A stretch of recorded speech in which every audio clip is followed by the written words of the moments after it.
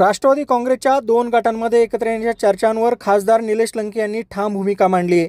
शरद पवार यांनी जो कोणताही निर्णय घेतलाय तो आम्हाला मान्य आहे। दोन पवारांनी एकत्र यावं असं कोणाला वाटत नाही का या प्रश्नावर बोलताना लंके म्हणाले, प्रत्येकाला वाटतं की कुटुंब एकत्र यावं, एक कुटुंब एक संघ असावं, ही प्रत्येकाची भावना आहे। दोन पवारांच्या एकत्र येण्याबाबत त्यांनी स्पष्ट शब्दात सांगितले की मी यावर भाष्य करणार नाही, मला याबाबत माहिती नाही। सर्वसामान्य कार्यकर्त्यांमध्ये संघर्ष सुरू असताना नेतृत्वाने घेतलेला निर्णय हा सर्वांनी मान्य करावा अशी ठाम भूमिका त्यांनी घेतली आहे। आंबेगाव तालुक्यातील राष्ट्रवादी काँग्रेसचे नेते देवदत्त निकम यांच्या मुलीच्या लग्नानिमित्त शरद पवार निलेश लंके नागापूर येथे आले होते, त्यावेळी ते बोलत होते। पाहूयात निलेश लंके नेमके काय म्हणालेत। देवस्थानच्या मंदिरासमोर प्रांगणामध्ये हा कार्यक्रम संध्याकाळच्या प्रहरामध्ये होणार आहे। आपण सर्वांनी उपस्थित राहून कार्यक्रमाची शोभा वाढवावी आणि वधूवरांना आशीर्वाद व्यक्त करावा अशी या ठिकाणी विनंती करते।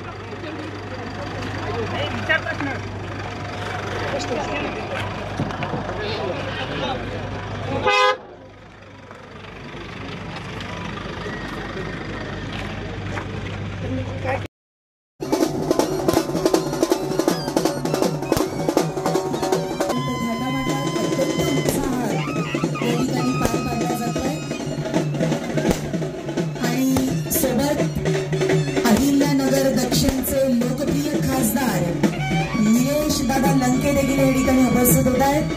खासदार साहेबांचं देखील आगमन या ठिकाणी होत आहे। नामदार शरदचंद्रजी पवार साहेबांची अत्यंत उल्लेखनीय होती लागतीये। अत्यंत भाग्याचा क्षण निकमाने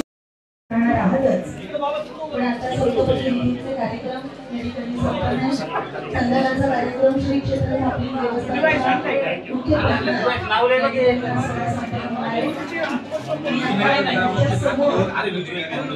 पारंपरिक पद्धतीनं मांडवाखाली आपण या ठिकाणी कार्यक्रम संपन्न करतोय आणि त्यामुळे घरातली सगळी नातेवाईक मंडळी आपलं सौख्य मंडळी उपस्थित आहेत। आदरणीय सुरेश शिंदे आपली उपस्थिती आपलं मनपूर्वक स्वागत। आदरणीय शंकररावजी टेंगिरे साहेब देखील उपस्थित आहेत, आपले मी मनापासून स्वागत करते। आज नामदार शरदचंद्रजी पवार साहेबांना ज्येष्ठ व्यक्तीपासून तरुण सर्वांपर्यंत सगळा वर्ग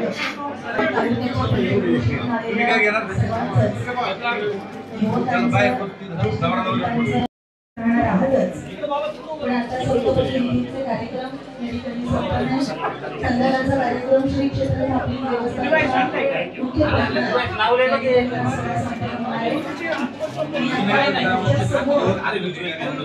पारंपरिक पद्धतीनं मांडवाखाली आपण या ठिकाणी कार्यक्रम संपन्न करतोय आणि त्यामुळे घरातली सगळी नातेवाईक मंडळी आपलं सौख्य मंडळी उपस्थित आहेत।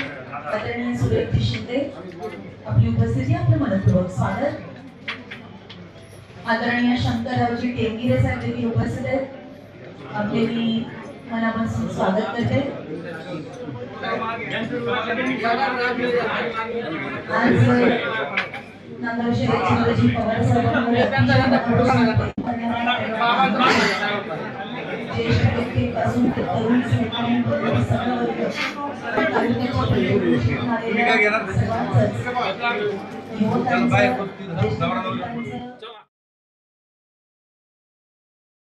असं म्हटलं की आमच्या एकट अजितदादांसोबत जाण्यासाठी आग्रही आहे, मात्र याचा निर्णय प्रामुख्याने सुप्रिया घेईल। सत्तेत जायचं की विरोधात राहायचं, कसं पाहता याकडे? पवार साहेबांनी जे वक्तव्य केलं त्याबाबत माझी तरी अद्यापपर्यंत पवार साहेबांची कुठली चर्चा नाही। आता मी पवार साहेबांबरोबर साताराला रयत शिक्षण संस्थेच्या मीटिंग संदर्भात जाणार आहे, त्यावेळेस पवार साहेबांशी खाजगी चर्चा करून त्याबाबतच्या वक्तव्याचा खुलासा निश्चित करेल। तुमची काय इच्छा प्रामुख्याने, सत्तेत जावं की विरोधात राहावं? नाही, आमच्या पक्षाचे सर्व आदरणीय पवार साहेब जो निर्णय घेतील तो निर्णय आमच्यासाठी महत्त्वाचा असणार आहे। त्यांनी तो निर्णय तुमच्यावरती सोपवला, खासदार आणि आमदार निर्णय घेते असं म्हटलं नाही। शेवट आमच्यावर जरी निर्णय सोपवला पण प्रत्येक निर्णयाचा फायदा तोटा की प्रत्येक निर्णय हा कितपत योग्य आहे त्याची जी जाणीव आदरणीय पवार साहेबांना आहे ती जाणीव आमच्यासारख्या कार्यकर्त्यांना नाही. त्यामुळं तो कुठलाही निर्णय असू, राजकीय कुठलाही निर्णय असू, आदरणीय पवार साहेबच निर्णय घेतील. शरद पवारांनी जे वक्तव्य केलं त्या वक्तव्यामध्ये त्यांनी सुप्रिया सुळेंना खरं अधिकार दिल्याचं एकंदरीत पाहायला मिळते. कारण दिल्लीत जर राष्ट्रवादी एकत्र आली तर दिल्लीचे अधिकार कोणाकडे असतील यावरून खरं वक्तव्य केले. कसं पाहताय सर? मी सुद्धा लोकसभेत खासदार झाल्यानंतर आमचं प्रामुख्याने नेतृत्व संसदेमध्ये आदरणीय ताई करत असतात. म्हणजे आम्हाला कुठला प्रश्न जरी मांडायचं म्हणलं आणि जर आमचा त्या ठिकाणी नंबर लागत नसेल तर आम्ही ताईंच्या माध्यमातून जातो आणि कुठला प्रश्न किती प्रामुख्याने मांडला पाहिजे, आंदोलन कसं केलं पाहिजे त्याचं पूर्ण आम्हाला मार्गदर्शन आदरणीय ताई करतात. त्यामुळे संसदेच्या गटनेत्या म्हणून आम्ही ताईंकडेच पाहतो. दोन्ही राष्ट्रवादी एकत्र आले तर तुम्हाला काय वाटते वैयक्तिक?